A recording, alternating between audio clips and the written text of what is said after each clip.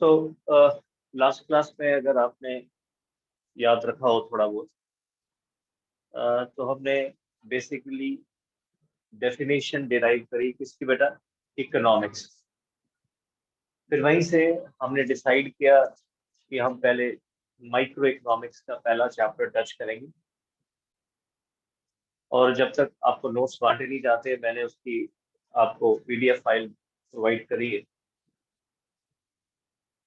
तो पहला जो चैप्टर है वो इंट्रोडक्शन 4 मार्क्स का रहता है माइक्रो इकोनॉमिक्स का, जहां पर इस इंट्रोडक्शन चैप्टर में सबसे पहले आपको इंट्रोड्यूस कराया जाता है दो डेफिनेशंस के साथ। One is known as micro economics और दूसरी मैक्रो इकोनॉमिक्स।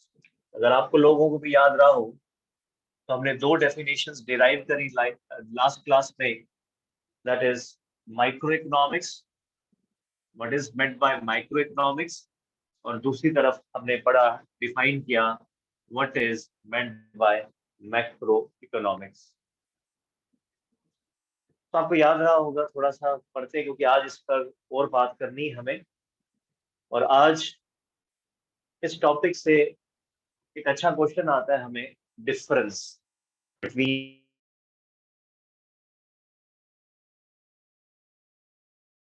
पे हमें डिफरेंस जो है वो भी फॉलो करना है। ना देखिए, माइक्रो इकोनॉमिक्स क्या होती है, मैंने आपको कहा पहचान लो कि when we study the economic problems at an individual level, जब हम इकोनॉमिक प्रॉब्लम्स को सॉल्व करते हैं या स्टडी करते हैं, ऐसा कह लीजिए, एट एन इंडिविजुअल लेवल, आपको याद होगा वो क्या बनती है, हमारी माइक्रो इकोनॉमिक्स की स्टडी होती है। वहां हमने एग्जांपल्स पढ़ी कि भाई study of price determination of a commodity, examples बहुत सारी दी मैंने आपको, आपने भी समझी। Study of cotton textile industry, तो वो study of individual demand, study of individual supply, ये सब माइक्रो इकोनॉमिक्स का पार्ट बन। वेयर मैक्रो इकोनॉमिक्स में किसकी स्टडी करवाई जाती है, ये भी क्लियर किया हमने लास्ट क्लास में, दैट इज एग्रीगेट की study. When we study the economic problem as a whole, जब हम as a whole, instead of studying individual study, जब हम एज अ होल स्टडी करते हैं तो वो क्या बनती है, हमारी मैक्रो इकोनॉमिक्स की स्टडी। तो पिछली क्लास में एग्जांपल्स लेकर हमने क्लियर किया कि किसको हम माइक्रो इकोनॉमिक्स की स्टडी कहते हैं और किसको हम मैक्रो इकोनॉमिक्स की स्टडी कहते हैं। आज जो है बेसिकली मुझे इन दोनों के बीच में आपको डिफरेंस ड्रॉन करना है कि भाई माइक्रो इकोनॉमिक्स और मैक्रो इकोनॉमिक्स में बेसिकली डिफरेंस क्या है। एक तो डेफिनेशन, पहला ही पॉइंट ऑफ डिफरेंस है कि भाई when we study the economic problems at an individual level, it is known as micro economics. और मैक्रो इकोनॉमिक्स क्या है, when we study the economic problems at a aggregate level. ठीक है, individual level की study micro है और aggregate level की study macro. अब बेटा ध्यान से सेकंड पॉइंट समझना, वो ये, ठीक है माइक्रो इकोनॉमिक्स है, अब आपको ये याद रखना है कि माइक्रो इकोनॉमिक्स की स्टडी मैं भी करवाऊंगा आपको इस पूरी क्लास 11th में, जब हम माइक्रो इकोनॉमिक्स पढ़ेंगे तो माइक्रो इकोनॉमिक्स की स्टडी करवाई जाती है with the help of two tools, दो टूल्स की हेल्प। इन्हें हम इकोनॉमिक्स में इंस्ट्रूमेंट भी कहते हैं, तो बजाने वाले इंस्ट्रूमेंट नहीं, बेसिकली ये टूल्स है जिनसे माइक्रो इकोनॉमिक्स की स्टडी करवाई जाती है। तो याद रखना है आपने वो दो टूल्स जिनसे हम माइक्रो इकोनॉमिक्स की स्टडी करेंगे, that is known as demand और दूसरी तरफ है सप्लाई। तो याद रखिएगा, माइक्रो इकोनॉमिक्स की स्टडी हम दो टूल्स की हेल्प से करेंगे। और आपको बता दूं, माइक्रो इकोनॉमिक्स में हमारे पास 4 यूनिट्स हैं, देयर आर 4 यूनिट्स।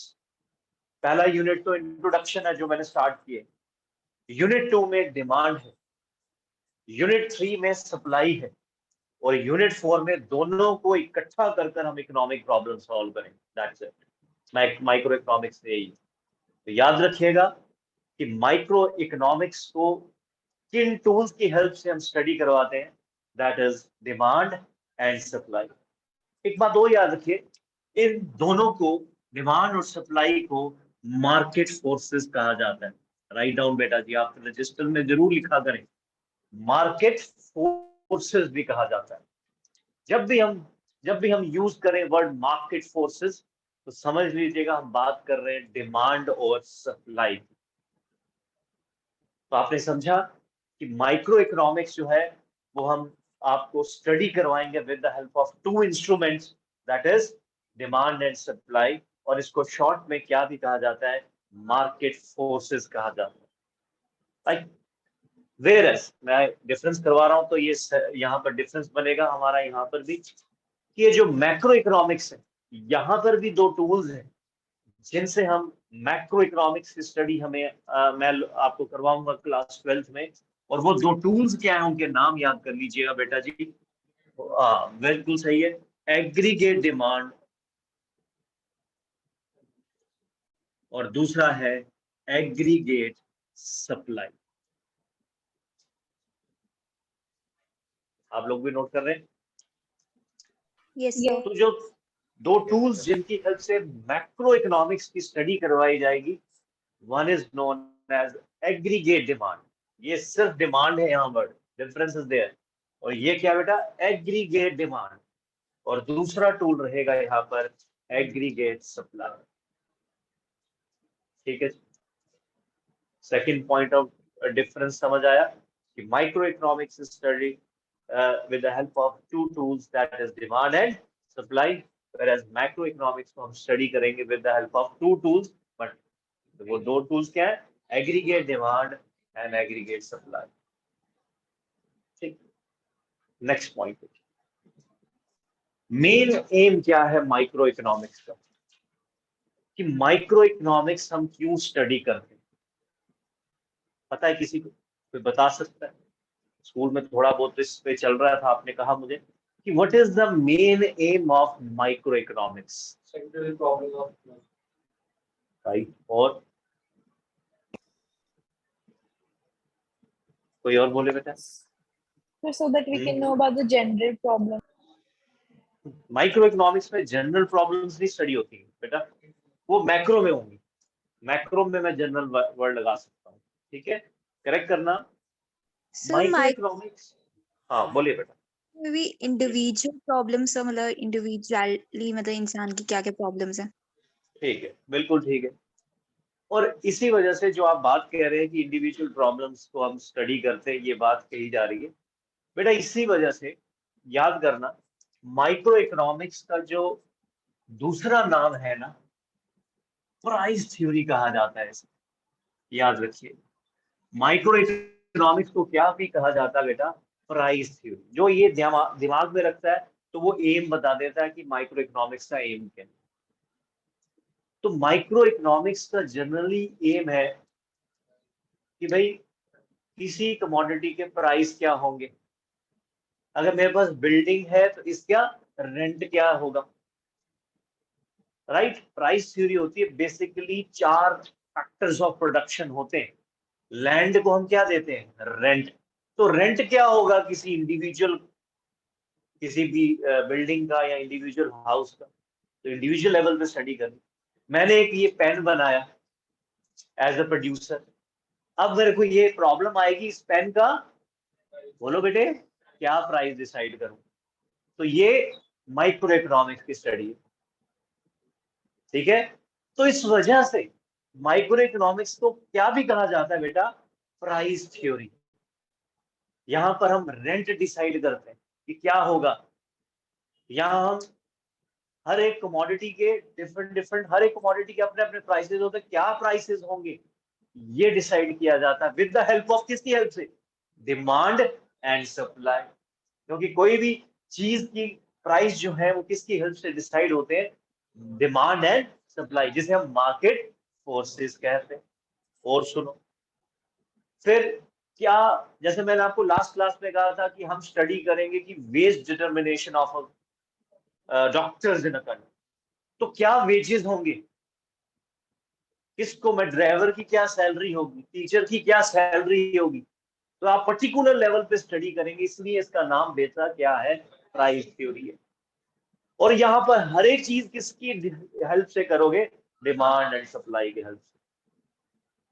तो मेन एम क्या है, मुझे लग रहा है कि आप तक कन्वे हो रहा है, समझ आ रहा है। तो मेन एम यहाँ है कि यहाँ पर हम डिसाइड करेंगे कि क्या कितना इंडिविजुअल आउटपुट प्रोड्यूस करें, और क्या किसी कमोडिटी के पर्टिकुलर क्या होंगे, price. This is the aim of क्या बेटा, माइक्रो इकोनॉमिक्स।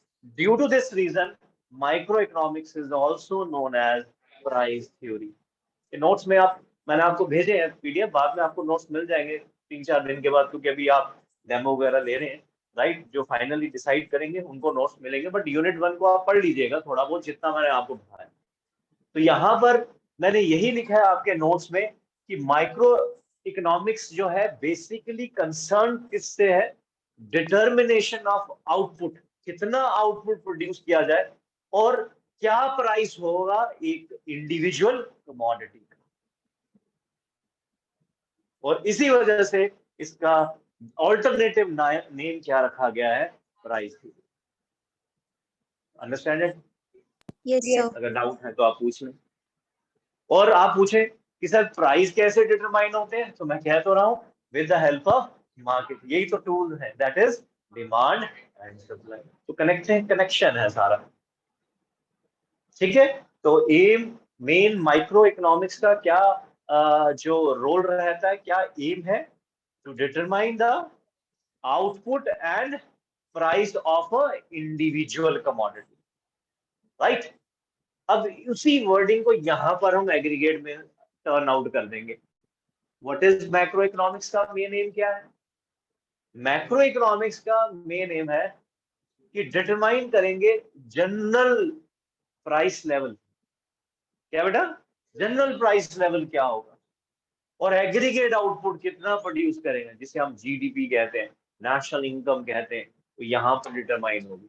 और इसी वजह से मैक्रो इकोनॉमिक्स का दूसरा नाम क्या है, कोई बताए तो? है किसी को थोड़ा बहुत, अगर पढ़ा है, नहीं भी पढ़ा तो मैं बताऊंगा। Any guesses?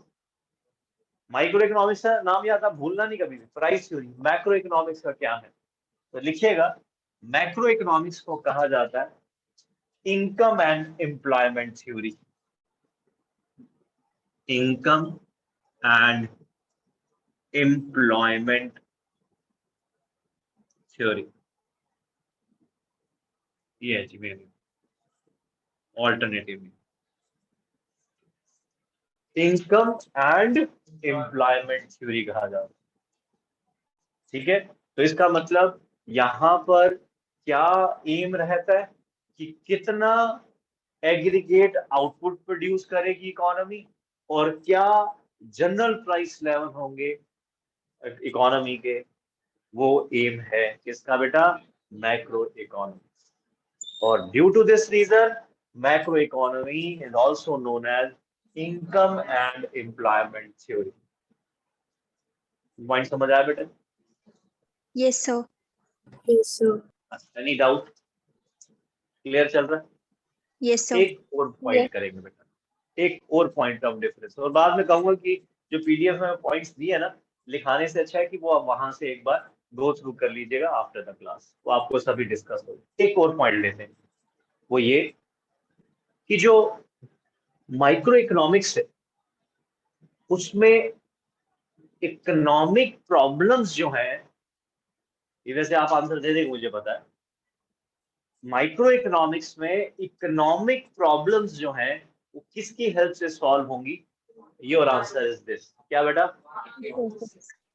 market forces help in solving the problems of microeconomics, जिसे आप इकोनॉमिक प्रॉब्लम्स कहते हो, प्रॉब्लम ऑफ चॉइस कहते हो, जो लास्ट क्लास में हमने पढ़ा। वेयरएज मैक्रो इकोनॉमी में इकोनॉमिक प्रॉब्लम्स पता है कौन सॉल्व करता है, गवर्नमेंट। कौन सॉल्व करता है, गवर्नमेंट। कैसे? क्योंकि इस macro economic as a whole पढ़ी जाती है, इंडिविजुअल लेवल की स्टडी नहीं। हम इसमें नेशनल इनकम की बात करते हैं, जीडीपी की बात करते हैं, level of employment, level of poverty, level of unemployment बात करते हैं, तो वो एक इंडिविजुअल पर्सन डिसाइड सॉल्व करता है? नहीं जी। उसे, जो इन प्रॉब्लम्स की बात कर रहा हूँ, जो एज अ होल आती है नेशन के अंदर, इन्फ्लेशन आती है, तो उसे कौन सॉल्व कर रहा है? गवर्नमेंट करती है, सेंट्रल बैंक करती है। तो आप याद रखिएगा, मैक्रो इकोनॉमिक्स की प्रॉब्लम्स जिसमें पॉवर्टी बात करते हो, अनएम्प्लॉयमेंट की बात करते हो, एनवायरमेंटल इश्यूज की बात करते हो, उसे कौन सॉल्व करता है? तो हमारा आंसर रहेगा बेटा, government play a role in solving the macro economic problems. ये वन ऑफ द, एक और डिस्टिंग्विश बिटवीन किसके बीच में हम रख रहे हैं, माइक्रो और मैक्रो। क्लियर हुआ बेटा? Whereas माइक्रो इकोनॉमिक्स की इकोनॉमिक प्रॉब्लम्स किसकी हेल्प से सॉल्व होती है? डिमांड, हम सीधा वर्ड लगा सकते हैं, मार्केट फोर्सेस। और यहाँ पर government play active role in solving the macro economic problems. Macro economy की प्रॉब्लम्स एट अ लार्ज पे होती है, एज अ होल पे होती है, ऐसे नेशंस की प्रॉब्लम्स होती है। जीडीपी कम क्यों है? तो जीडीपी कम है तो इसको बढ़ाने की रिस्पॉन्सिबिलिटी गवर्नमेंट की है, और government time to time steps लेती है। इन्फ्लेशन है, अनएम्प्लॉयमेंट है, तो ये एज अ होल इंडिविजुअल ने नहीं सॉल्व करनी है, मार्केट फोर्सेस ने नहीं डिसाइड करनी है, वो किसने डिसाइड करनी है? गवर्नमेंट की पॉलिसीज ने डिसाइड करनी है। तो इस वजह से एक और पॉइंट ऑफ डिफरेंस आप तक पहुंचा गया। तो इस तरह से 4-5 और एक पॉइंट ये भी कहते हैं, इसको प्राइस थ्योरी कहते हैं और इसको इनकम एंड एम्प्लॉयमेंट थ्योरी कहते हैं। क्लियर हुआ बेटा सभी को? Yes, sir. ये क्लियर हुआ है सभी को? एक बार फिर से Yes. रिवाइज करते हैं। पहला पॉइंट मीनिंग था, सेकंड पॉइंट हमने लिया कि माइक्रो इकोनॉमिक्स किसकी हेल्प से स्टडी कराई जाती है? दो tools, that is demand and supply. और मैक्रो में aggregate demand and aggregate supply. फिर मेन एम क्या है माइक्रो इकोनॉमिक्स का? To determine the individual output and individual price of the commodity. और इधर क्या एम है? Aggregate output and general price level को स्टडी करना। नेक्स्ट, सेंट्रल, जो हमने कहा कि यहाँ पर इकोनॉमिक प्रॉब्लम्स कौन सॉल्व करेगा? आपने कहा market force. Market for. Exactly. और इधर मैक्रो इकोनॉमिक्स को कौन सॉल्व करेगा? गवर्नमेंट। Government. देखो पॉइंट लिया आपने। लास्ट पॉइंट क्या है? Micro economics is also known as, बोलो Price बेटे, theory. Price theory. और इसे क्या कहते हैं हम? Income and employment theory. ये है। तो ये आपको नोट्स जब मिलेंगे, तो जब आप देखेंगे तो आपको वैसे ही मैंने क्लास में याद करवा देना है। नोट्स तो एक प्राइमरी सेकेंडरी इशू है, वो आप अपने आप ही देख सकते हैं। किसी ने कुछ पूछना है, दैट इज डिफरेंस जो मैंने आप सामने लेट डाउन किए बिटवीन द माइक्रो और मैक्रो। अगर कोई डाउट है, अच्छी तरह से पढ़ना है। एनी डाउट बेटा जी? No sir. क्लियर है बेटे? ठीक, आगे बढ़ते हैं, नेक्स्ट लेते हैं।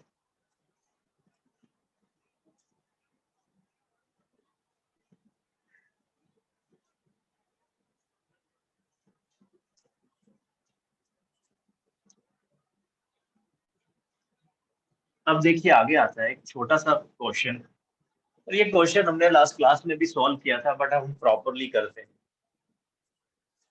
नहीं। उससे पहले एक क्वेश्चन करेंगे, लिखिएगा आप सभी। Is micro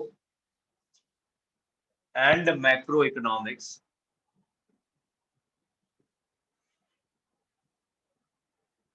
related to each other or not?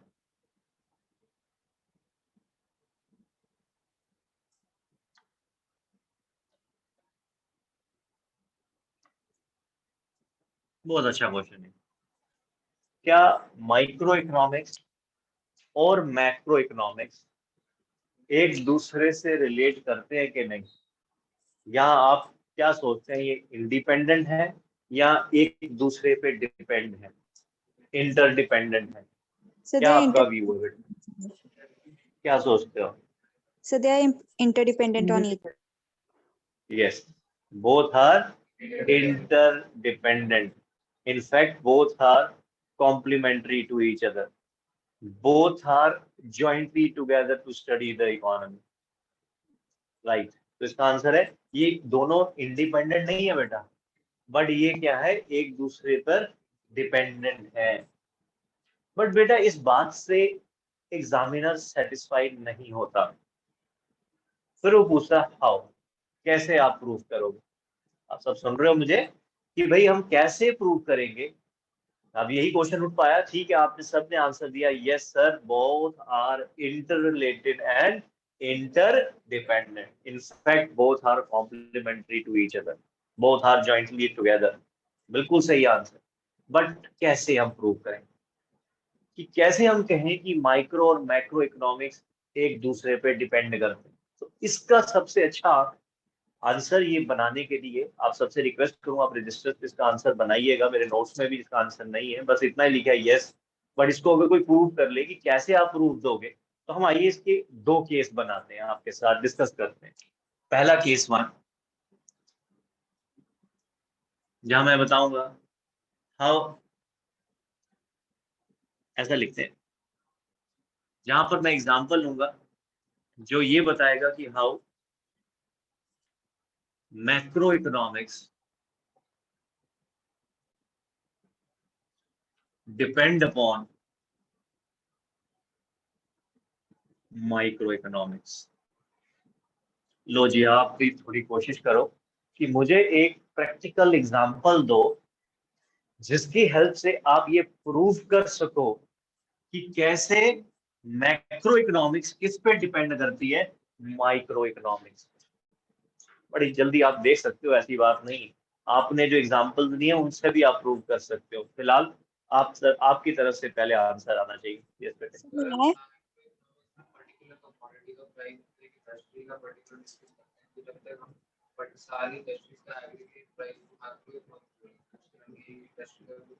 ठीक ठीक, मैं आप बोले यस प्लीज, यस प्लीज।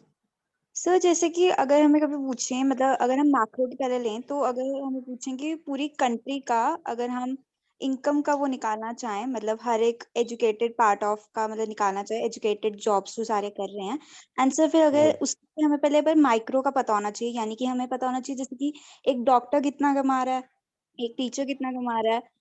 सो मतलब अकॉर्डिंग टू दिस एग्जांपल हम कह सकते हैं माइक्रो एंड मैक्रो जो है वो इंटर डिपेंडेंट है एक दूसरे के ऊपर। Right. So may I give now another example? Yes please, please आप बोलिए पहले। Yes, sir. Sir, if we want to look at a nation's complete economic growth in terms of the industries, so first we Right. have to find out कि cotton industry कितना grow कर रही है, textile industry overall कितना grow कर रही है, jute कितना grow कर रहा है. ठीक है, ठीक है, बिल्कुल। आप भी वही उस तरफ ही बोल रहे जैसे इसने बोला है। हाँ बिल्कुल ठीक है। अब मैं आपको भी एक सिंपल सी एग्जांपल देता हूँ, आप भी देखिए। मुझे बताओ, if we want to study national income, ये नेशनल इनकम किसका कंसेप्ट है, पहले तो मुझे बताओ। बोलो जी, बोलो बेटा। National income study, national income किसका, total income macro of the का? कंट्री। नहीं, मैक्रो का है ना स्टडी, मतलब किसका कंसेप्ट है नेशनल इनकम, किसका कंसेप्ट तो है, मैक्रो। लीजिए मैंने यहाँ लिखा। और आप बताइए नेशनल इनकम ऐसे कैसे निकल जाएगी, नेशनल इनकम कैसे निकलती है, जब हम इंडिविजुअल्स की इनकम को क्या करेंगे, हम Add on. करेंगे। Very good. तो ये इंडिविजुअल इनकम किसकी स्टडी है, क्योंकि नेशनल इनकम है क्या, sum total of income earned by all the nations of the country. तो आपको वहां पर इंडिविजुअल मतलब मैक्रो की स्टडी माइक्रो की बगैर पॉसिबल नहीं है। ठीक है, क्या मैंने आपको समझ आया एग्जांपल सिंपल सा, कि व्हेन वी, आप ऐसे लिखेंगे, आपको खुद लिखना चाहिए, बट मैं आपको एक एग्जांपल दे रहा हूँ। मैं 2-3 एग्जांपल दूंगा, फिर आपकी मर्जी, कोई भी एग्जांपल फिट करिएगा। In order to study national income which is the concept of, बोलो बेटा, मैक्रो इकोनॉमिक्स, फर्स्ट पहले क्या करना पड़ेगा, we have to study the calculation of individual. Yes बेटा, सिंपल सी डेफिनेशन जो प्रूव कर रही है कि मैक्रो इकोनॉमिक्स किस पे डिपेंड है, माइक्रो पे। क्लियर हुआ? इसी तरह से एक और एग्जांपल लो, एग्रीगेट डिमांड किसकी स्टडी है? एग्रीगेट डिमांड, पूरी कंट्री के लोगों की डिमांड निकालनी है, तो आप ही बोल दोगे सर ये किसकी स्टडी है? मैक्रो। तो उसके लिए आपको पहले किसकी डिमांड की स्टडी करनी पड़ेगी? Individual demand. आप ऐसे एग्जांपल बनाएंगे, in order to study the aggregate demand, which is the concept of macroeconomics, first we have to study individual demand, which is the concept of microeconomics. Hence macro depends upon micro. और आपके भी बिल्कुल ठीक थे जो आपने बोली, और यहाँ से भी दो बच्चों ने बोला, बट मैंने उसको भी सिंप्लीफाई कर कर आप तक, पूरी क्लास को ये समझ आ गया। Yes sir. सिंपल सा सीधा सा क्वेश्चन का आंसर दे दिया, कि जहां पर हमें एक ही, हमें एग्जांपल भी याद रखेंगे बहुत है यहाँ, और आप बना सकते हैं एग्रीगेट सप्लाई की भी बना सकते हो और इंडिविजुअल सप्लाई की, बट इतनी एग्जांपल्स की एक ही एग्जांपल है, वही काफी है। क्लियर हुआ बेटा? कंसेप्ट क्लियर करना बहुत जरूरी है। 11th-12th में पढ़ तो लेना है हमने, रट्टे नहीं मारने। कंसेप्ट को जो समझ गया माइक्रो, मैंने आपको लास्ट क्लास में भी कहा, फर्स्ट क्लास थी, कि ये जो इकोनॉमिक्स है तुम्हारा पीछा नहीं छोड़ेगी टिल जब तक तुम सेटल डाउन नहीं हो जाते। क्या टिल अभी आज भी हम न्यूज़पेपर में सुनते हैं, पढ़ते हैं, इकोनॉमिक्स के बारे में डिस्कस करते हैं, क्या है क्या नहीं। मतलब ये आपके साथ साथ चलनी, आपके साथ 12th में भी है, फिर ग्रेजुएशन में भी है, पोस्ट ग्रेजुएशन में भी है, और जितने भी कॉम्पिटेटिव एग्जाम्स आएंगे वहां पर ये, इसलिए इसकी बहुत अच्छी तरह से स्टडी करनी, और ऐसे स्टडी करनी है कि जो समझाए हमें कंसेप्ट, ताकि फ्यूचर में हमें छोटे छोटे कंसेप्ट कोई भी कहीं पर भी हमें प्रॉब्लम्स ना हो। अब आगे चलें, अब उल्टा करते हैं। जी बेटा बोले। So for this answer, we'll be using examples only for this question. Yes बेटा, क्योंकि और तो हम दे नहीं सकते यहाँ पर कोई, मतलब बच्चा पूछ रहा है कि एग्जाम्पल से ही हमें आंसर बनाना है। यस बेटा, क्योंकि और तो कोई लॉजिक ही नहीं है। वो हमने इंडिविजुअल की स्टडी बोला, वो एज द होल की, तो इसको प्रूव देने के लिए हमें क्या फिट करनी पड़ेगी? एग्जाम्पल। वो मैं भी ऐसे ही कर रहा था, कि क्या मैं प्रूव कर रहा था कि in order to study the determination of national income, which is the concept of macro economics, first we determine the individual income, which is the concept of micro. Hence macro depends upon micro. Clear है बेटे? Yes. Yes sir. आइए अब reverse चलते हैं, ठीक है? अब उल्टा सोचते हैं, मतलब सेकंड केस पढ़ते हैं। समझ आ रही है ना बेटा सभी को? Yes. अब दूसरा केस बनाते हैं, जहां पर फिर मतलब ये दोनों अगर हम ऐसे केस दे देंगे, केस 1 केस 2, हेंस प्रूव कर दें कि yes both are interrelated and inter. यहाँ तो हमने कह दिया कि मैक्रो माइक्रो पे डिपेंड करती है। अब हम ये करेंगे कि हाउ, क्या बेटा लिखूं यहाँ पर? Micro economics. बोलिए शाबाश, आपकी पार्टिसिपेशन बहुत जरूरी है। Micro economics depend upon, yes yes, macro economics, ये बनेगा जी। अब माइक्रो भी कैसे डिपेंड करती किस पे? मैक्रो। थोड़ा सा टिपिकल पर है आसान है, कोई दिक्कत नहीं आती है, बट आप अगर आप करें, कोशिश करें तो बहुत अच्छा है, नहीं तो मैं तो आपको इसका आंसर दे ही दूंगा। यस बेटे। value of the currency of a country drops, all the expenses taken. बिल्कुल ठीक है, ठीक, मैं मानता हूँ इसको। और बोलो। तो मैक्रो से हमें एज अ होल की इनकम पता चलती है, तो माइक्रो से हम एक एवरेज निकाल सकते हैं कि, ठीक है, ठीक है, बन जाता है। और सर अगर हमें फॉर एग्जांपल वेज सेट करनी है, तो अगर हाँ। हम एक मैक्रो एग्रीगेट लेवल पर वेज सेट करेंगे, तब भी हम आगे जाके डिफाइन कर सकते हैं कि छोटी इंडस्ट्रीज में वेज क्या होगी। छोटे इंडस्ट्री में वेज क्या? ठीक, थोड़ा सा इसको सही करूंगा मैं, फिर आपको बताता हूँ क्या सही आंसर होगा।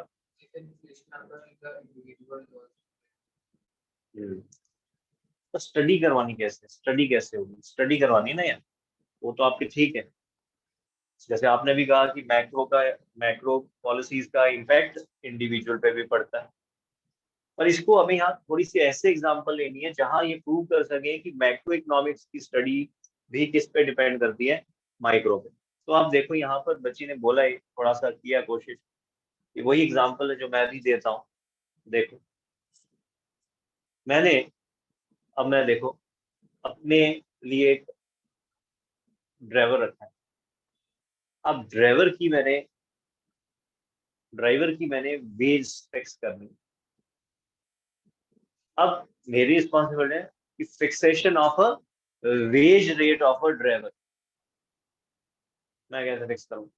जो वो बोलेगा वही दे दूंगा, या मैं देखूंगा एज अ होल मार्केट में क्या रेट चल रहा है? क्या बोलूं? बोलो आप, आप बोलो कि फलाना मिस्टर शर्मा क्या दे रहा है, मिस्टर गुप्ता क्या दे रहा है, 3-4 जगह फोन करवाऊंगा, राइट? या वो जो मांगेगा और मैं उसको सैलरी फिक्स कर दूंगा उसको। बोलिए बोलिए। तो पहले होल पता कर। कि हम से पूरे देखेंगे कंसल्ट मार्केट में एज अ होल रेट क्या चल रहा है, यही चलेगा। तो देखो एक एग्जांपल बनाने की कोशिश करते हैं। सुनो, in order to determine the wage rate of an individual worker in a factory, एक इंडिविजुअल वर्कर की वेज रेट डिटरमाइन कर रहे हैं। ये किसकी स्टडी है पहले बताओ? माइक्रो। ठीक है, उसके लिए मैं क्या करूं? जैसे आप एक फैक्ट्री के ओनर हैं और आप वर्कर की वेज रेट डिटरमाइन करना चाहते हैं, तो जो वर्कर मांगेगा वो दोगे, या आप देखोगे एज अ होल बाकी लोग अपनी फैक्ट्री में वर्कर्स को क्या वेज रेट देते हैं? तो क्या आंसर होगा आपका कि as a whole so as a market में क्या रेट चलता है? यही यही चलेगा, यही चलेगा। तो आप लिखो इसको, क्योंकि इसकी डिफाइन करना एग्जांपल थोड़ी सी मुश्किल होती है क्लास 11 के बच्चे को, क्योंकि अभी कल ही परसों ही शुरू किया माइक्रो मैक्रो, और आज ही मैं आपसे पूछ रहा हूँ माइक्रो मैक्रो की मुझे इंटर रिलेशन समझाओ। ये तो आप तब दे सकते थे क्वेश्चन का आंसर जब आप मैक्रो पढ़ लेते, बट सिंस ये क्वेश्चन क्लास 11th में टीचर डालते, बहुत सारे स्कूल में क्वेश्चन पूछा जाता है कि you how you can say prove that micro depends upon macro and vice versa, तो फिर वहां एग्जांपल ही फिट करनी होती। इसलिए ये क्वेश्चन यहाँ करवा रहा हूँ, क्योंकि ये कई स्कूल में क्वेश्चन डाल दिया जाता है। इनफैक्ट मैं बता रहा था 3 साल पहले तो ये 12th में आता था, ये माइक्रो मैक्रो इकट्ठा एक 12th में था, तो ये बोर्ड में आता था। वो इसलिए आता था क्योंकि हम मैक्रो पढ़ाने के बाद ये एज अ क्वेश्चन पूछ सकते हैं। तो मैं आपसे रिक्वेस्ट करूंगा, माइक्रो की तो आपने बहुत सारी एग्जांपल तो सर ने सही दी, इस पे थोड़ा सा अगर प्रॉपर एग्जांपल देनी है तो यही फिट होती है। समझ आई आपको वैसे एग्जांपल? मैंने क्या बोला? इन ऑर्डर टू, लिखिए क्योंकि ये नोट्स में भी नहीं मिलेगी। In order to determine the wage rate of an individual worker in the factory,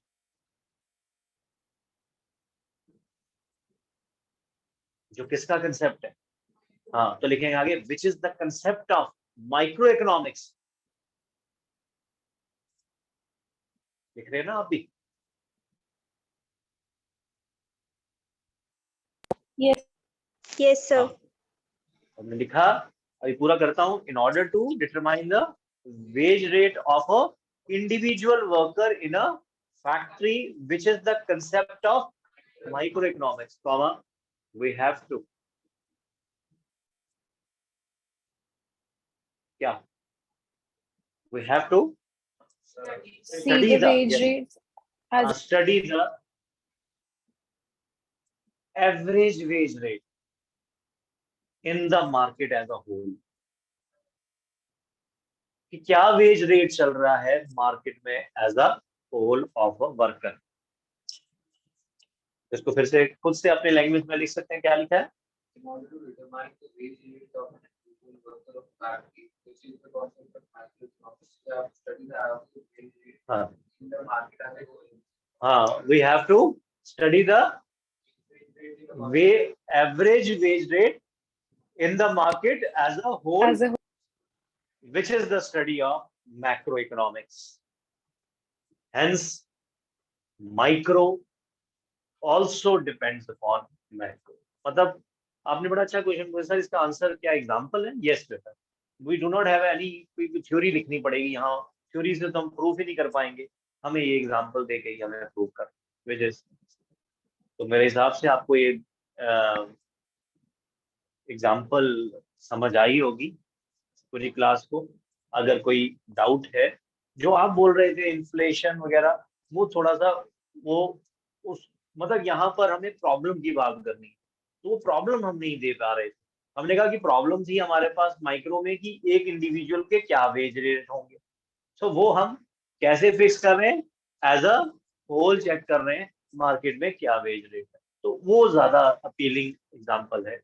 पर आपके कंसेप्ट को प्रॉपर्टी बाय करनी है एक एरिया में, हाँ, तो बाकियों की बस वही, बिल्कुल सही, बिल्कुल ठीक है। अब आपको समझ आ गई पूरी क्लास को? Yes sir. तो अब जाकर बेटा माइक्रो मैक्रो से रिलेटेड टॉपिक जो पेपर में पूछे जाएंगे वो मैंने कंप्लीट किए। मैंने आपको लास्ट क्लास मतलब परसों जो पढ़ाया वो था माइक्रो मैक्रो का मीनिंग, फिर उसकी एग्जांपल्स शेयर करी, फिर आज मैंने बड़ा इंपॉर्टेंट क्वेश्चन कराया, डिफरेंस कराए माइक्रो और मैक्रो में, और फिर ये बताया कि कैसे माइक्रो मैक्रो एक दूसरे पे क्या करती है, डिपेंड करती है, और किसकी हेल्प से, विद एग्जांपल्स।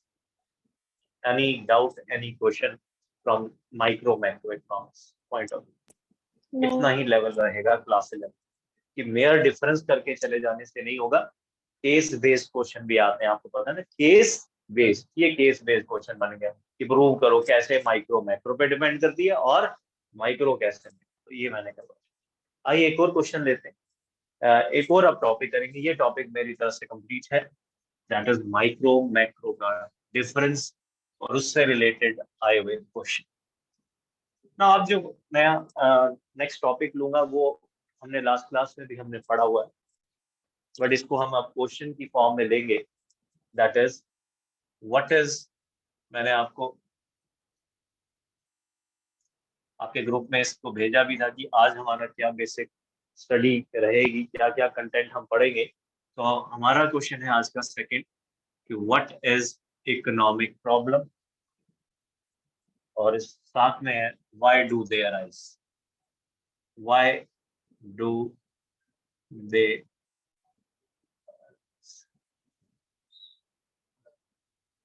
व्हाई डू, और आई होप इसका आंसर आप सबको आता ही, बट कुछ बच्चों ने आज भी ज्वाइन किया है, कुछ आज पहली क्लास ले रहे हैं, तो उनके साथ इस क्वेश्चन को डिस्कस करते हैं। What is economics problem? जब मैंने लास्ट क्लास में इकोनॉमिक्स की डेफिनेशन दी थी तो वहीं से आपने समझ लिया था कि इकोनॉमिक्स प्रॉब्लम क्या है। तो what is economic problem? Problem of choice making, exactly, problem of choice making, क्योंकि हमारे रिसोर्सेज जो है वो स्कैर्स हैं, बट हमारी वांट्स जो है वो क्या है, अनलिमिटेड। तो सारी वांट्स फुलफिल नहीं हो सकती, तो हमें क्या बनानी पड़ती है, सिलेक्शन करनी पड़ती, चॉइस बनानी पड़ती कि कौन सी वांट मैं पहले सेटिस्फाई करूं, जिससे मुझे क्या हो, मैक्सिमम सेटिस्फैक्शन। ठीक है, समझ आ रही है आपको? Yes. लेटेस्ट सपोज एग्जांपल मैं हमेशा देता हूँ, ट्रेडिशनल एग्जांपल हमारी बुक्स में मिलती है, पास बहुत पुरानी बड़ी बुक में, आपके पास 10 रुपए हैं। अब 10 रुपए में बहुत कुछ आता है, चिप्स भी आते हैं, राइट, छोटी कोल्ड ड्रिंक भी आती, पेन भी आता है, और एक यूनिट टेस्ट की कॉपी भी आती है। और आप स्कूल में पहुंचे और आपको पता चला कि मैं आज टेस्ट है और टीचर ने आपके लिए टेस्ट कॉपी के लिए कहा था और आप लाए। अब 10 रुपए हैं, लाए घर से थे कोल्ड ड्रिंक पीने, पर अब 10 रुपए हैं, चॉइस 4 खड़ी हो गई। अब मैंने कहा ना, आपको वहां क्या बनानी पड़ेगी, चॉइस बनानी, कि वो मैं कहाँ पर स्पेंड करूँ, वो जिससे क्या मिले मुझे मैक्सिमम सेट। अब आप मजाक में नहीं सर मैं तो कोल्ड ड्रिंक पीऊंगा, यूनिट टेस्ट की कॉपी का क्या है, पर मैं मतलब बेस्ट जो सिलेक्शन होगी वो यही होगी, क्या होगी, कि मैं यूनिट टेस्ट की कॉपी परचेज करूँ 10 रुपीज की, और टीचर से ना तो सुनूं कुछ और आराम से करूँ। तो बेटा क्या है कि रिसोर्सेज हर एक के पास क्या होते हैं, स्कैर्स, बट उनसे फुलफिल करने वाली जो वांट्स है वो क्या है, अनलिमिटेड, इसलिए प्रॉब्लम ऑफ चॉइस है। तो कभी भी जब भी हम ये वर्ड लगाते हैं इकोनॉमिक प्रॉब्लम क्या है, तो हम वहां पर बार बार बोलते हैं problem of choice, problem of choice. अब इसका आंसर ही ढूंढ रहे थे कि व्हाई डू दे राइज, ये राइज क्यों होती है, प्रॉब्लम ऑफ चॉइस क्यों राइज होती है, तो इसके तीन ही आंसर है, तीन ही कॉज है। एक तो क्या बेटा, अनलिमिटेड वांट्स का होना, क्योंकि ह्यूमंस की जो वांट्स हैं वो अनलिमिटेड है और रेकरिंग इन नेचर है, बार बार आती है, एक वांट सेटिस्फाई होती है दूसरी फिर जनरेट हो जाती है। आज आपके पास आईफोन 13 है, जिस दिन आईफोन 14 आएगा तो यार सभी की वांट राइज हो जाएगी कि यार इसको मैं निकालूं और नया लूं, अभी साल भी नहीं चलाया। और ये ह्यूमन की नेचर है, राइट, ये ह्यूमन की नेचर है। आप साधु थोड़ी है, संत थोड़ी है जो हिमालय में बैठ के तपस्या कर रहे हैं, आपको कुछ नहीं चाहिए। ह्यूमंस नीड, उसकी जो वांट्स है वो टाइम टू टाइम क्या होती रहती है, और कंपनी उसी को देकर चीजें बनाती रहती है, राइट। मैं टूथपेस्ट इंडस्ट्री में पहले देखता था, कभी नमकीन वाला, कभी उसमें स्पार्कल डाल दिए, कभी पैकेजिंग चेंज कर दी, कभी कभी ऐश्वर्या राय की फोटो लगा दी, कभी किसी की, कभी कुछ। अरे वो है ये क्या, बट आपकी वांट्स को रीजनरेट करने के लिए वो ऐसी काम कर। तो पहला पॉइंट मैं वहीं जाऊंगा। सबसे पहला पॉइंट है कि why this choice making arises, because of number one reason क्या, सिंपल सा आंसर है, अनलिमिटेड वांट्स। सेकंड क्या होगा, आपको पता है इसका आंसर, मुझे पता है, लिमिटेड रिसोर्सेज की वजह से।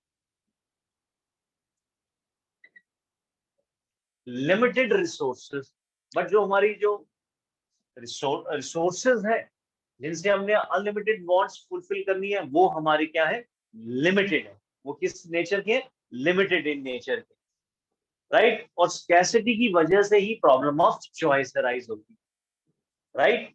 और मैं तो यही कह रहा था लास्ट क्लास में, इकोनॉमिक्स की स्टडी ना होती अगर रिसोर्सेज किस नेचर के होते, स्कार्सिटी वाले, तो scarcity he problem of choice arise करता। अगर रिसोर्सेज अबंडेंस में होते तो देयर इज नो चॉइस, आपको कोई जरूरत नहीं थी। बट यहाँ पर तो प्रॉब्लम है कि भाई हमारे पास रिसोर्सेज क्या है, स्कार्स। तीसरी एक और बात है कि जो रिसोर्सेज है ना जो हमारे पास स्कैसिटी वाले, that have many alternative uses. तो तीसरा पॉइंट आता है, रिसोर्सेज हैव ऑल्टरनेटिव यूजेस। तो सिंपल सा क्वेश्चन है, इसमें तो कराने का मजा भी नहीं आता, सीधा सा आंसर है। इकोनॉमिक्स के क्वेश्चन वो जिसने अभी थोड़ी देर पहले कराया उनमें मजा आ रहा है, ये तो आपको पहले ही बता था। तीसरा पॉइंट क्या है बेटा, एक तो रिसोर्सेज स्केयर है, दूसरा ये है कि जो स्केर्स रिसोर्सेज हैं वो किस नेचर के हैं, they have many alternative uses. Example लेता हूं मैं आपके साथ, कोल। अब कोल का बड़े सारे यूजेस हैं कि कोल से आप एनर्जी भी पैदा कर सकते हैं, कोल से आप, ठीक है, इंजन चला सकते, कोल से हम, और बोलो, कुकिंग फूड के लिए भी इसको यूज कर सकते हैं, फायर के लिए। तो एक कोल जो scarce but have a many alternative use. ऐसे मैंने नोट्स में लैंड की एग्जांपल ली, लैंड भी एक रिसोर्स। आपके पास एक पीस ऑफ लैंड है, अब आपने चॉइस आ जाएगी, अब आप सोच रहे हैं इस लैंड में क्या करूं, आपके मन में आएगा यार इसमें मैं मॉल या दुकानें बना दूं, नहीं, आप सोचे नहीं यार इधर कुछ और मैं अपना घर ही बना देता हूँ, या फिर इसको एग्रीकल्चर पे लगा देता हूँ, या नर्सरी खोल देता हूँ। तो एक resource and that put to have an many alternative use. तो ये सिंपल सा क्वेश्चन है, इसमें तो ज्यादा मेहनत करनी नहीं पड़ेगी आपको, और ना ही मेरे को ज्यादा इसमें बोलने की जरूरत है। तो सिंपल सा क्वेश्चन क्या था, what is economic problem, and second is why do economic problem means problem of choice making, and why do they arise, because of unlimited wants, limited means, and means have many alternatives। इसमें तो कोई doubt ही नहीं रहेगा। किसी को है कुछ पूछना तो पूछ सकता है बेटा, इस पे क्लियर है बेटा सभी को? Yes sir. Yes, sir. अब आता है एक इंटरेस्टिंग क्वेश्चन, फिर से कोशिश करता हूँ कि आपको थोड़ा सा आइडिया भी दूं, फिर हम जब नेक्स्ट क्लास में मिलेंगे तो उसको हम पूरा करेंगे। शुरुआत कर देता हूं मैं आपके साथ, टाइम है मैं देख रहा हूँ। वो है इकोनॉमिक्स जो है वो, उसको दो तरह से बोला जाता है। इकोनॉमिक्स को पॉजिटिव साइंस भी कहा जाता है और बड़ा इंटरेस्टिंग क्वेश्चन है, और उसे नॉर्मेटिव साइंस भी कहा जाता है। शुरुआत में जब इकोनॉमिक्स का ओरिजिन हुआ था तो इकोनॉमिक्स को सिर्फ पॉजिटिव साइंस कहा जाता, बट जैसे जैसे ये स्टडी ऑफ इकोनॉमिक्स बढ़ती गई तो बाद में ये मतलब ये कंक्लूजन आया कि इकोनॉमिक्स सिर्फ पॉजिटिव साइंस नहीं है, वो क्या भी है, नॉर्मेटिव साइंस। शुरुआत की इकोनॉमिक्स को सिर्फ पॉजिटिव साइंस बोलते थे, बट जैसे जैसे इकोनॉमिक्स में डेवलपमेंट हुई, एज अ सेपरेट डिसिप्लिन बना, तो फिर बाद में ये भी बताया गया कि इकोनॉमिक्स क्या भी है। तो हमारा ये आंसर है कि इकोनॉमिक्स बोथ पॉजिटिव साइंस भी है और नॉर्मेटिव साइंस। अब ये टेक्निकल भारी भारी वर्ड क्या लगा रहा हूँ, पॉजिटिव साइंस का क्या मतलब है, नॉर्मेटिव क्या होता है, इसको अब मुझे आपको कन्वे करना। पॉजिटिव साइंस का मतलब होता है कि भाई थिंग्स एज दे आर, लिखना चाहिए आपको, थिंग्स एज दे आर। मतलब पॉजिटिव साइंस जो है, थिंग्स एज दे आर का मतलब क्या हो, भाई जैसी चीजें हैं उन्हें वैसा ही एक्सप्लेन करना,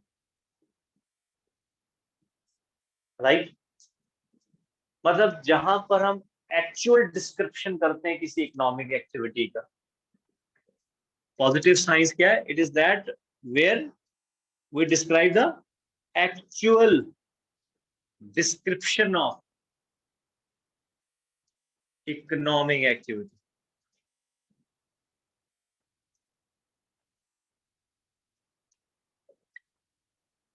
थिंग्स एज दे आर का मतलब हुआ जैसी चीजें हैं उन्हें वैसा एक्सप्लेन कर। इसका मतलब पॉजिटिव साइंस में हम डिस्क्राइब करते हैं actual description of economic activity. Example देते हैं, अल्फ्रेड मार्शल ने एक लॉ ऑफ डिमांड बनाया, वो आपको भी आता है, मैंने पढ़ाया नहीं पर आपको आता है। अल्फ्रेड मार्शल जी कहते हैं कि अगर प्राइस बढ़ते हैं तो डिमांड कम होती है। तो जिस तरह से अल्फ्रेड मार्शल ने बोला मैं वैसा ही बोलता हूं, तो वो क्या है, things as they are. Positive science की एक नेचर ये भी है कि भाई ये जो स्टेटमेंट्स होती हैं, इनमें जो स्टेटमेंट्स होती हैं वो कैपेबल होती है इम्पेरिकल वेरिफिकेशन। तो मैं लिखना चाहूंगा, they are, these statements are capable of empirical verification. अब कहोगे सर ये इम्पेरिकल का मतलब क्या होता है? इम्पेरिकल का मतलब होता है स्टैटिस्टिकली वेरीफाइड, जिन्हें हम डेटा की हेल्प से, स्टैटिस्टिक का मतलब होता है डेटा की हेल्प से हम क्या कर सके, वेरीफाइड कर सके। ठीक है, थोड़ा बहुत तो लिख रहा हूँ, नेचर बता रहा हूँ आप। कल को हमें ऐसे क्वेश्चन नहीं आते डिफाइंड पॉजिटिव, नहीं नहीं, आपको क्वेश्चन पता क्या आएगा, पहले से प्रिपेयर कराता हूँ। आपको कोई स्टेटमेंट दे दी जाएगी और आपको वो आइडेंटिफाई करनी होगी वो स्टेटमेंट पॉजिटिव है या नॉर्मेटिव, ये चैलेंजिंग है बस आप। तो उसके लिए आपको थोड़ा पॉजिटिव स्टेटमेंट की नेचर बताने की कोशिश कर रहा हूँ। एक ही बताऊंगा, पॉजिटिव नॉर्मेटिव हम नेक्स्ट क्लास में करेंगे। फिलहाल पॉजिटिव स्टेटमेंट्स कैसी होती हैं, पॉजिटिव साइंस क्या होती है, economics as a positive science, यहाँ पर ये क्या रिवील करती है, एक्चुअल डिस्क्रिप्शन करती है। क्या मतलब, थिंग्स एज दे आर, जैसी चीजें हैं उसे वैसा बोल। ठीक है, राइट। इसका मतलब इन स्टेटमेंट्स में जजमेंट पास नहीं करते हम लोग, हम अपना ओपिनियन नहीं देते। ये जो जजमेंट जहां पास करते हैं हम लोग, जहां पर हम ओपिनियन देते हैं, वो कौन सी स्टेटमेंट्स मानी जाती है, नॉर्मेटिव। मतलब ऐसी स्टेटमेंट जहां पर लिखा होता है एज दे शुड बी, ऐसी होना चाहिए, ऐसा होना चाहिए, as they should be, would be, ought to be, मतलब जहां पर आप अपनी जजमेंट्स पास करो, जहां पर आप ओपिनियन दो, ओपिनियन बेस्ड जो होगी, राइट, उन स्टेटमेंट्स को हम इकोनॉमिक्स में कौन सी स्टेटमेंट्स कहते हैं? नॉर्मेटिव। यहाँ क्या है? एज थिंग्स, जो पुरानी डेफिनेशन ये है, positive science means things as they are. Normative क्या है? थिंग एज दे, ऐसा होना चाहिए,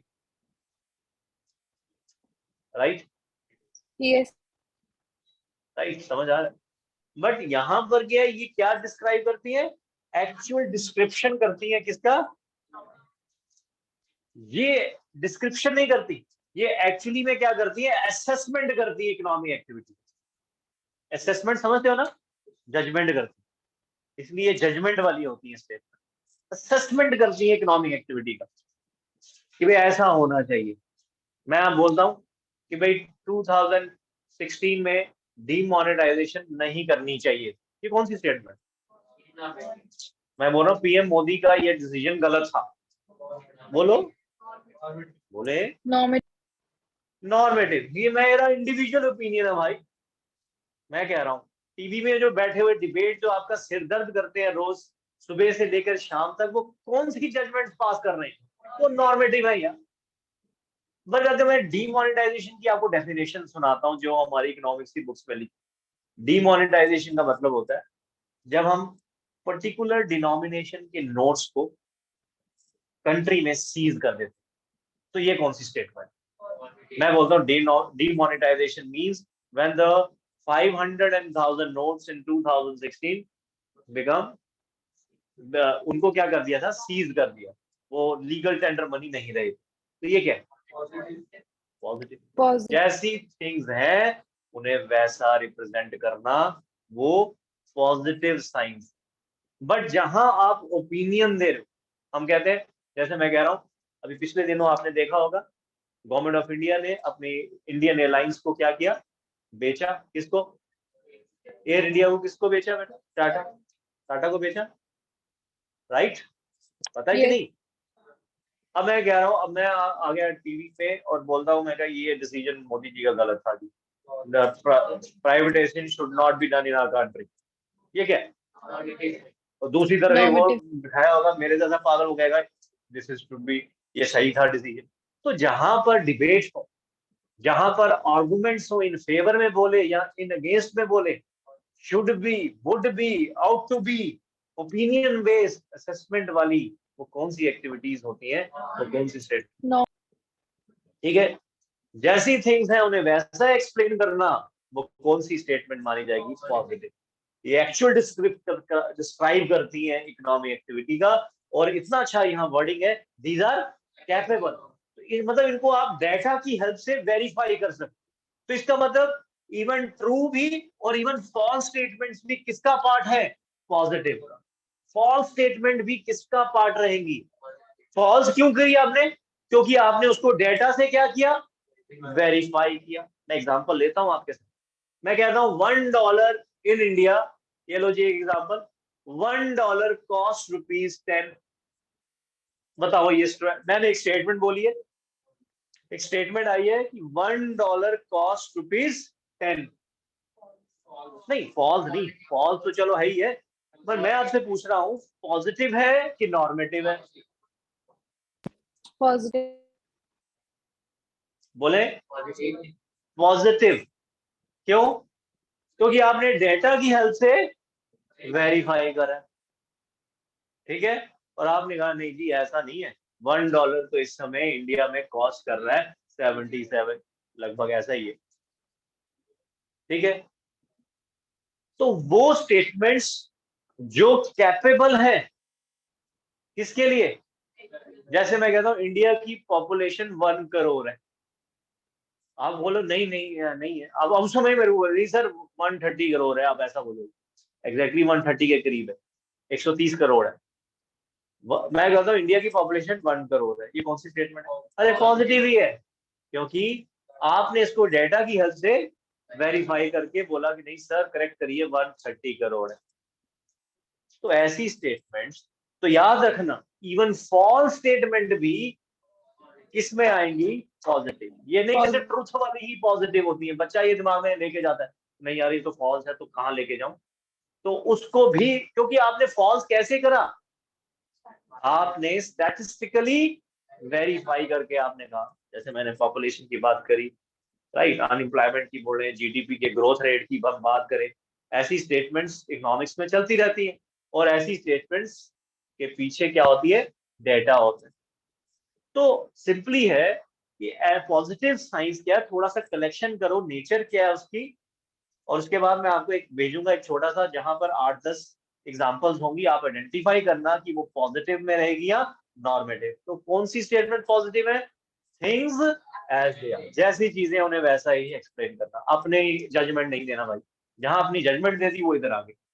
हम कहते हैं privatisation should be encourage in India, मैं ये बोल रहा हूँ शुड बी एनकरेज, अच्छा हाँ मैं तो अपनी ओपिनियन दे रहा हूँ, तो जो ओपिनियन बेस्ड है, जो जजमेंट बेस्ड है, उनको आप किधर रखिएगा, normative.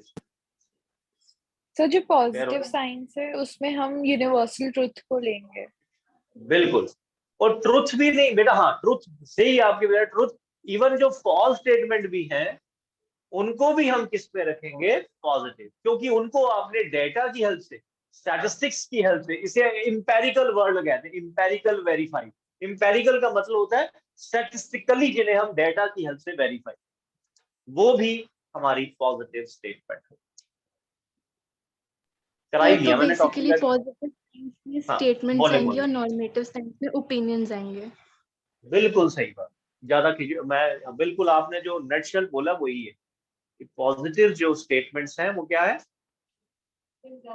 Things as they are, जहां पर हम एक्चुअल डिस्क्रिप्शन करते हैं इकोनॉमिक एक्टिविटी, और नॉर्मेटिव स्टेटमेंट्स जो हैं वो क्या करती हैं बेटा, वो, हाँ वो एक्चुअली में इकोनॉमिक्स की जो एक्टिविटीज की क्या पास करती हैं, वैल्यू जजमेंट असेसमेंट जो देती हैं, वो नॉर्मेटिव।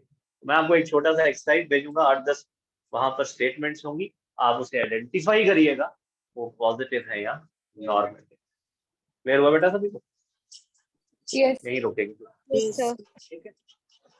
ठीक है, अब आपकी ना सैटरडे क्लास नहीं, मुझे आउट ऑफ स्टेशन जाना है, अब आपको मिलेंगे ट्यूसडे को, ट्यूसडे को क्लास है आपकी। क्लियर हुआ ओके बेटा, यस सर। ट्यूसडे और थर्सडे 2 दिन और क्लास लेनी है, फिर मैंने वेकेशन आ गई, मुझे पता है बाकी हमारे इंस्टीट्यूट में तो डल गई है, मैंने आपको 4 क्लासेस देनी है, उसके बाद आपने डिसाइड करना है कि आपने आपने क्या कंटिन्यू करना, उसके बाद हम आपको नोट्स वगैरह जो प्रोवाइड करेंगे वो ये चलेगा, ठीक, यस ठीक है सर। जी, ठीक ओके है, सर। मिलते हैं नए टॉपिक के साथ ट्यूसडे को, बट इसके ऊपर छोटी सी एक्सरसाइज भेजता हूँ, 8-10 पॉइंट्स देता हूँ, जहां आप क्लेरिफाई हो जाएगा आपको कि कौन सी पॉजिटिव है और कौन सी नॉर्मल, अगर रहेगी कसर तो ट्यूसडे को हम करेंगे, ऐसा कोई दिक्कत।